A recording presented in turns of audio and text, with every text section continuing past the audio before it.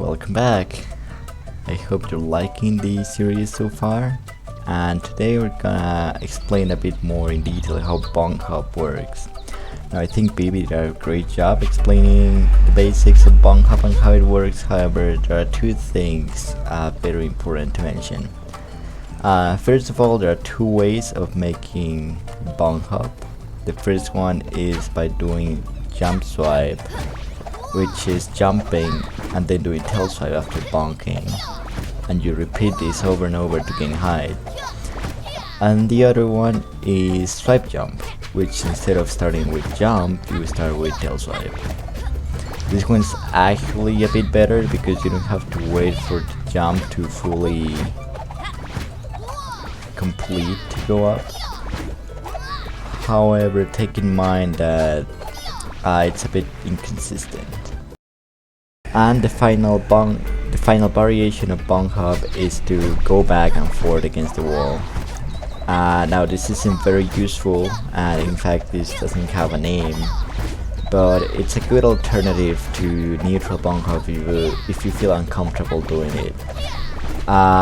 This is because you'll find there's a section that you need to do neutral Bonk. Normal Bonk doesn't work on that section, and as a side note, on the new versions, normal Bonk is actually quite inconsistent, and you might slide off while doing just normal Bonk. Like going against the wall might make you slide.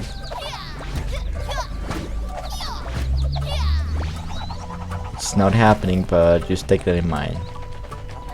Now, the reason why I mentioned about neutral Bonk and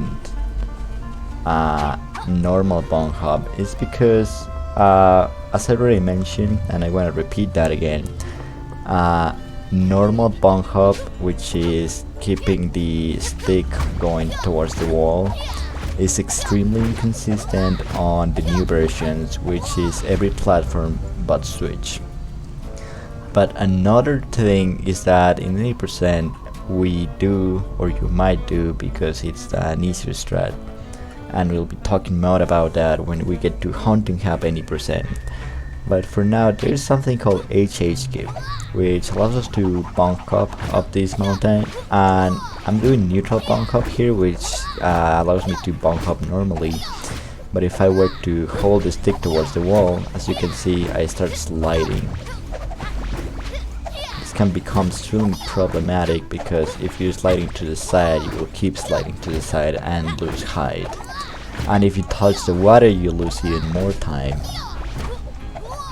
Now, if you don't feel comfortable doing neutral Bonk, is why I explained that you can either go back and go forward, or you can instead go a bit more risky strat if you feel more comfortable with it, which is that you slide and then you Bonk. But as you can see, I'm not quite good at that. One interesting thing about entry jump is that you can use it on coins, you'll see this being used later on different runs. But as you can see, if you need to hit it with the edge of the tail swipe. But as you can see, I can't stay in the air for as long as I want, as long as there are coins. Of course you pick them up, so you need to be careful and make sure you have coins. But yeah, you can do that. It works with diamonds as well. Big coins and small diamonds. Now, as for the second technique I want to talk about is something I like to call entry double jump, and the way it works out, for example, with this butterfly, as you can see, I can keep my tail swipe like all the time in the air, and in fact, if this is happening, you actually reset your double jump. As you can see, I can double jump pretty much indefinitely. I call it entry jump because it works with most entries.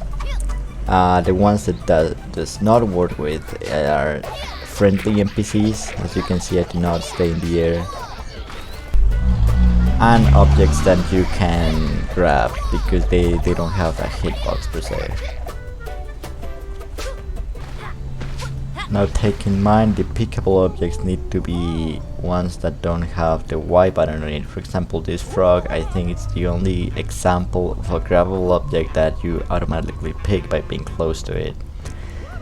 You don't have to press Y, but you can't really decide, like if you get close to it, Lucky just grabs it.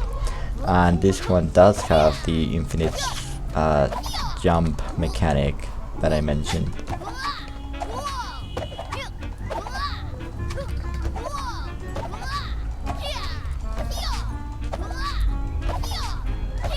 This should cover all the special techniques and movement about NSLT. I hope you liked it, and see you in the next guide.